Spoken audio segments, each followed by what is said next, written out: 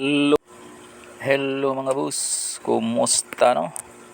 Naay gidala sa ato diri mga boss. Lift up spring bushing. Iyan ning napalit daw sa online mga boss, pero humo kaayo. Naglagutok. Sa online yan napalit no, mao na siya mga boss oh.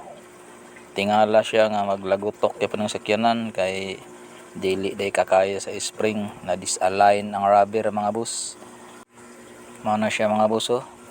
Gipahimuan ni sir og solid with ply ang iyang himuon para dili matarog sa spring mga boss no. Siya mga boss, tapos ipalift up pod gamay ni sir mga boss. Mao na ni ang atong binuhat mga boss. Kana man musaba siya mga boss kay ara nabingkong ang rubber humo kaayo. Ano siya mga boss, original pa ni mga boss, bag-o ra ni niyang order sa online. Tapos mao na ni ang atong binuhat mga boss, mao ni ang ipailis ni sir.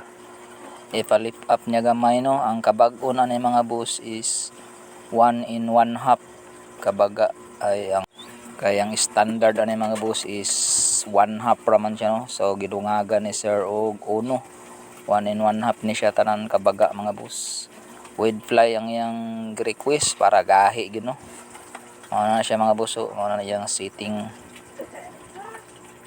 Okay mga boss, salamat sa pagsalig ug salamat pug ka sir no. Nisalig sa atong trabaho si sir no. Okay, salamat kay nimo sir og sa pagsalig. Mao na siya ang fitting niya mga boss. 1 in 1/2 inches na siya kabaga. Di gina siya kabuhi mga boss kay naman siya lock, tapos hugot po ang rubber sa iyang spring. Mao na siya mga boss yang. Okay mga boss, ug maaro to mga boss.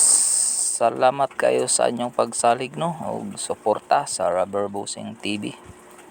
Ang atong address General Santos City, National Highway ta mga boss. Dali ra ta tuuron, tapad lang ta sa MCOR.